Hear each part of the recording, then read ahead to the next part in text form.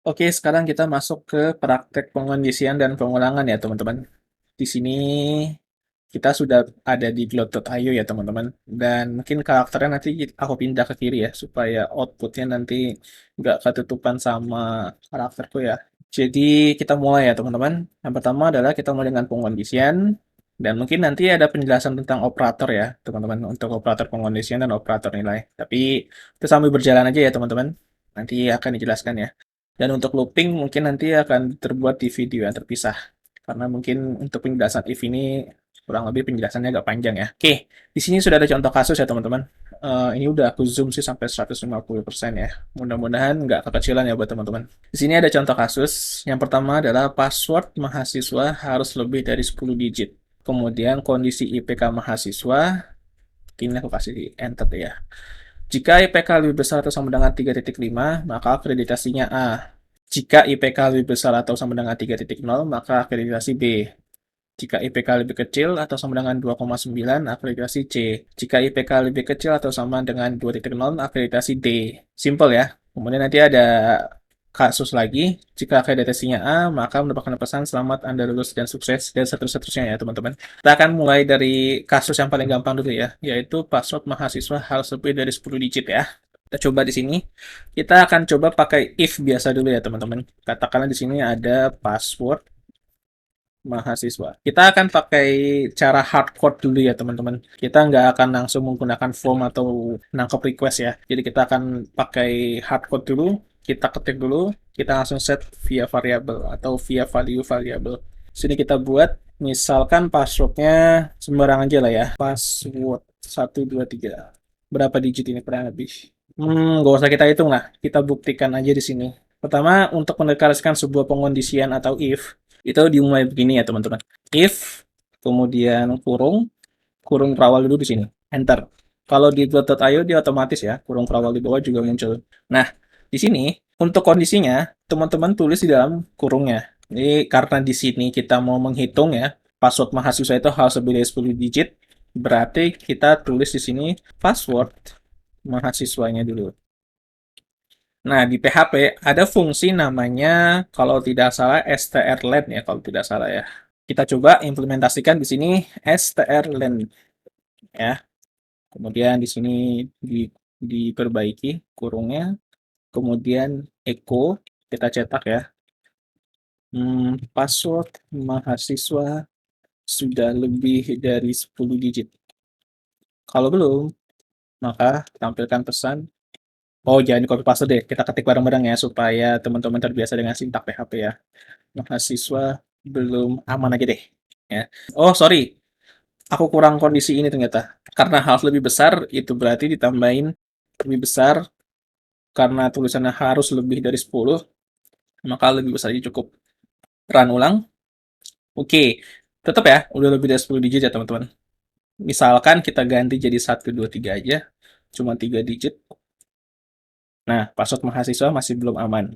Kita kembalikan lagi ke password 123 ya. Run, jadi password mahasiswa sudah lebih dari 10 digit. Oke, di sini aku jelasin dulu ya teman-teman. Cara bacanya kurang lebih begini. Jika password mahasiswa terhitung jumlah karakternya lebih besar dari 10, maka cetak password mahasiswa sudah lebih dari 10 digit. Jika persyaratan di atas tidak terpenuhi, maka cetak password mahasiswa belum aman. Jadi cara bacanya gitu ya teman-teman. Ini untuk kondisi yang hanya ada dua kondisi ya teman-teman. Sekarang kita coba masuk ke kondisi IPK mahasiswa ya. Kondisi IPK mahasiswa ini kan kondisinya lebih dari satu ya. Karena kalau password ini kondisinya hanya dua ya. Sudah terpenuhi atau belum terpenuhi. Maksudnya sudah lebih dari 10 digit atau belum nih. Kalau sudah 10 digit berarti aman, kalau belum 10 digit berarti passwordnya belum aman. Sekarang kita coba pakai kasus yang kondisi IPK. Ini bisa di ctrl slash ya teman-teman. Jadi dikomentari aja kodenya, jadi kodenya nggak jalan. Kita lanjut ke IPK mahasiswa. Contoh di sini misalkan ada IPK ya. Misalkan IPK-nya ini 3,5 deh. Oke, kemudian if ya, kita deklarasi if biasa. If IPK lebih besar sama dengan 3,5, maka echo akreditasi A. Ya, simpel aja. Yang penting teman-teman tahu penggunanya. Kemudian Karena di sini pengondisiannya lebih dari 2, bisa dibilang di sini ada 4 kondisi ya teman-teman. Itu berarti kita nggak langsung pakai else, tapi pakai else if dulu. Jadi kita tulis di sini if, maksudnya else if, kemudian dolar IPK, maksudnya variabel IPK, lebih besar dari 3.0, kemudian kurung kurawal, berarti sini echo akreditasi B. Kemudian else if lagi, karena ini kondisi yang ketiga, belum kondisi yang terakhir, 3.0 berarti, oh ini lebih kecil ya, lebih kecil sama dengan 2.9, maka echo akreditasi C. Oh, ini keluar titik koma semua ya. Jangan lupa titik koma ya teman-teman setelah itu. Kemudian kondisi terakhir, jadi berapapun kondisi terakhirnya, kalau misalkan dia nggak memenuhi 3,5, nggak lebih dari 3,5, kemudian nggak lebih dari 3.0, dan nggak lebih kecil dari 2,9. Pokoknya untuk kondisi yang terakhir, itu boleh menggunakan else ya. Dolar IPK lebih kecil sama dengan, oh sorry, kalau pakai else, itu nggak perlu di-generate lagi kondisi yang secara spesifik ya. Jadi bisa langsung else aja, echo akreditasi D. Nah, ini penulisan logiknya kita coba benerin dulu ya teman-teman, supaya nggak rancu ya antara else if sama else-nya. Karena kalau lebih kecil dari 2.9 pasti nanti larinya akan selalu akreditasi C. Akreditasi D nggak akan pernah kesentuh. Karena IPK-nya kalau lebih kecil dari 2,9, misalkan 2,8 gitu, dia akan selalu terkena akreditasi C. Karena jatuhnya lebih kecil dari 2,9. Coba kalau misalnya kita ganti 1,8 deh, pasti larinya tetap akreditasi C seharusnya. Nah, betul ya, akreditasi C ya. Nah, supaya kalau misalkan nilainya lebih kecil atau sama dengan 2.0 ini larinya ke D, ke else ini, kita perlu perbaikan sedikit ya teman-teman. Kita tambahin di sini N, dolar IPK lebih besar dari lebih besar dari 2.0 berarti. Nah, kalau seperti ini kondisinya, kemudian kita run, hasilnya adalah akreditasi D. Nah, ini baru benar ya. Ini baru satu yang kita benerin, teman-teman. Ini sekaligus kita benerin juga ya. N lebih kecil dari 3,5. Nah, ini baru benar ya. Oh, ini kurang dolar IPK. Nah, oke. Kalau jadi misalkan di sini kita tulis 3.0, maka hasilnya akreditasi B. Jika di sini kita tulis 3.5, maka hasilnya akreditasi A. Sebenarnya yang N ini nggak perlu sih ya teman-teman. Tapi N ini akan dibutuhkan ketika kalau kita taruh 0-nya di sini, nanti 3.5-nya di sini, ini N-nya kita hapus ya. Saya kita tukar posisinya. Sini akreditasi B, di sini akreditasi A. Kita running. Nah, larinya akan ke akreditasi B. Jadi logic if, else if, dan else itu seperti itu ya teman-teman. Ketika salah satu kondisi dari blok pengondisian ini disebut blok kode ya. Kita sebut aja blok pengondisian atau satu pengondisian deh. Jadi kalau satu logic atau satu pengondisian ini salah satunya sudah terpenuhi, maka else if lainnya atau else tidak akan dieksekusi. Melainkan if atau else if yang sebelum else yang akan dieksekusi. Else akan selalu dieksekusi yang bagian terakhir. Apabila else if atau if sebelumnya tidak ada yang terpenuhi. Nah, supaya bisa diperbaiki ya, kita nggak perlu balikin akreditasi A ke atas, nggak perlu.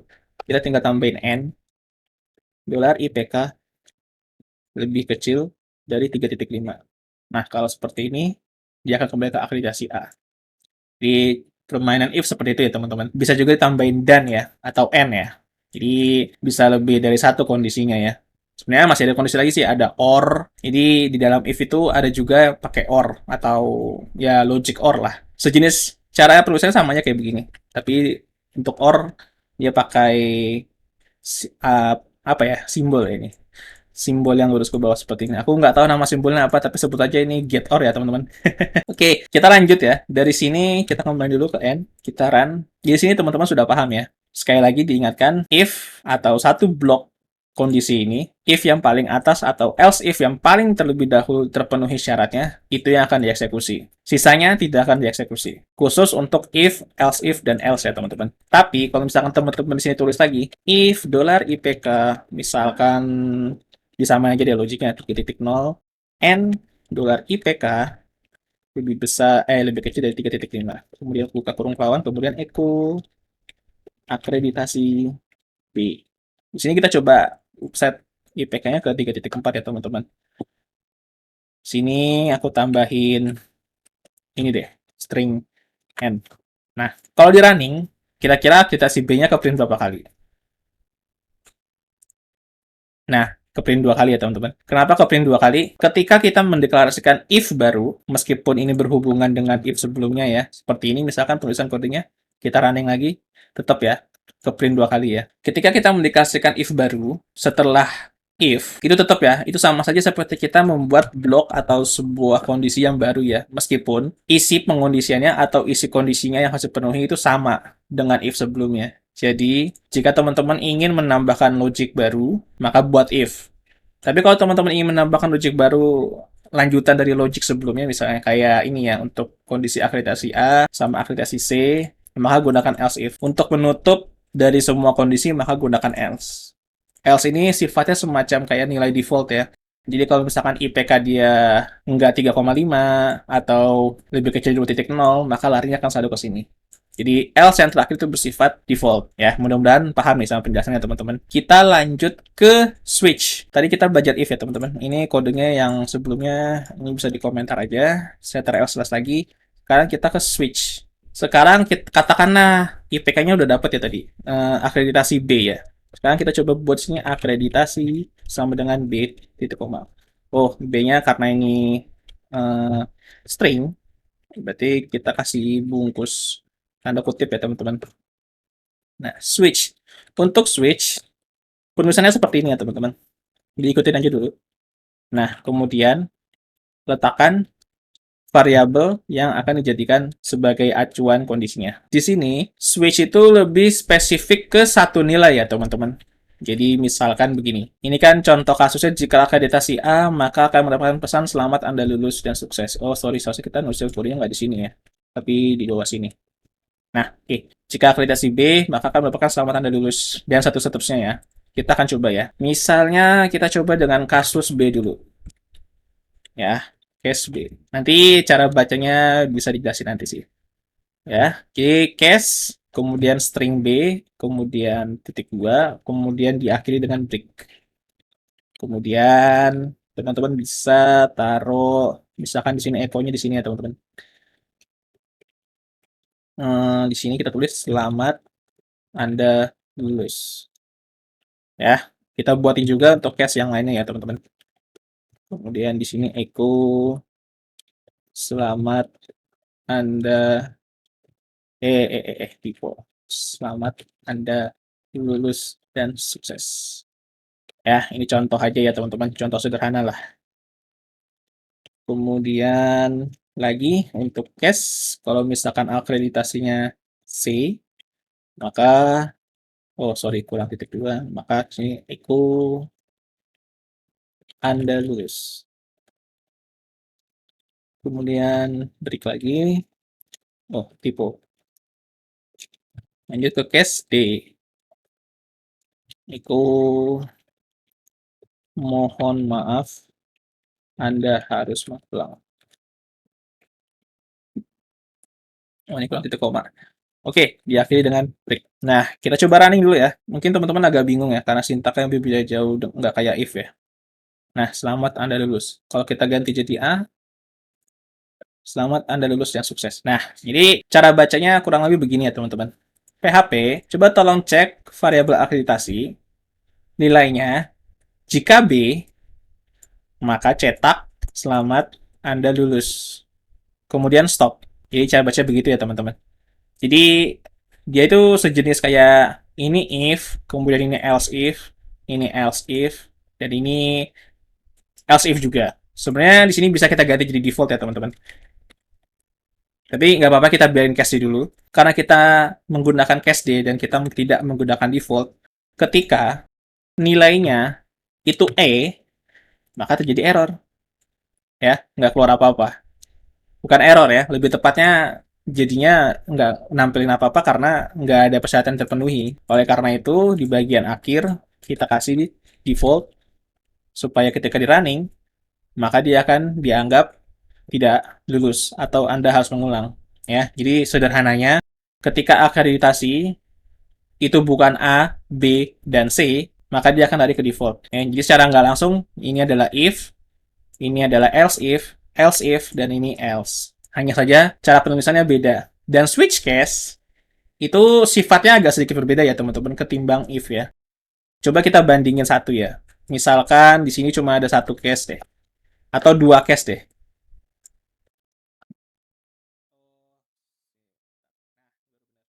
Kemudian kita bikinin lagi di sini versi if-nya ya. Misalkan if akreditasi sama dengan A, ya, maka itu selamat Anda lulus. Itu nggak jadi A deh, jadi ganti jadi B.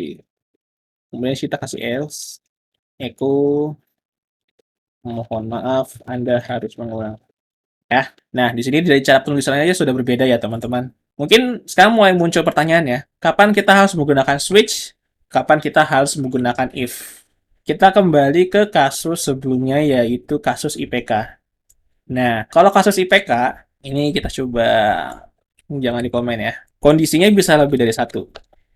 Maksudnya di dalam sebuah satu persyaratan itu bisa lebih dari satu persyaratannya gitu loh. Di sini ada tulisan dolar IPK lebih besar sama dengan 3.0 dan IPK lebih kecil dari 3,5.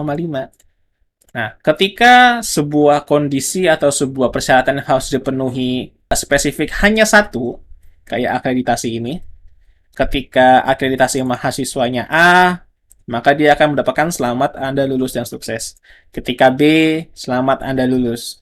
Di sini kan kondisinya hanya benar-benar spesifik hanya satu ya. Hanya ketika akreditasi A, maka cetak ini.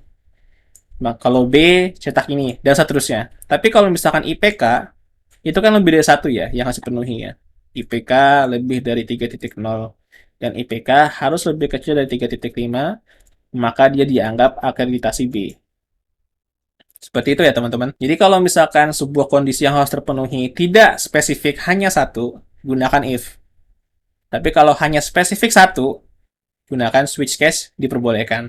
Tapi nggak ada salahnya kalau misalkan hanya satu spesifik kayak gini, pakai else if, biasa seperti ini nggak perlu pakai switch case, juga nggak masalah. Kembali ke, aku nggak tahu sih, selera atau kesepakatan ya. Tapi yang jelas, selama aku ngoding sih, selama pengalaman aku jadi programmer, nggak ada kesepakatan kalau spesifik hanya satu, kita harus pakai switch. Kalau persyaratan yang nggak spesifik satu, kita harus pakai if else. Jadi, mungkin lebih kembali ke selera masing-masing ya teman-teman. Tapi kalau pendapat pribadi, ya itu tadi. Kalau memang persyaratannya hanya satu yang harus terpenuhi, gunakan switch cache.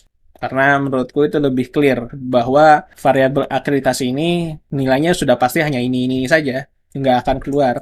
Tapi kalau if, ada kemungkinan bisa saja akreditasinya itu kondisinya mungkin nanti berubah jadi lebih dari satu. Ya itu kalau teman-teman mungkin sudah menjadi programmer next level mungkin akan paham lah. Tapi menurutku ya itu tadi balik lagi. Kalau spesifik satu gunakan switch cache, kalau tidak spesifik satu gunakan if else. Ya, sebetulnya masih satu lagi ya teman-teman, match. Tapi karena ternyata Gloat.io ini belum menggunakan PHP 8 ya. Kemarin aku udah coba tulis sintaks pengondisian pakai match, ternyata masih error. Berarti bisa aku asumsikan mungkin di Gloat.io belum pakai PHP 8 ya. Jadi untuk yang match akan kita skip dan itu akan kita coba praktekkan di tutorial bagian daftar isi 2 lah. Sekarang kita lanjut bagian looping dan pengulangan di video selanjutnya. Oke, satu hal lagi teman-teman, jangan lupa kode dari praktek episode kali ini disimpan di akun Gloat.io masing-masing ya teman-teman. Jangan lupa diklik save setelah melakukan perubahan ya.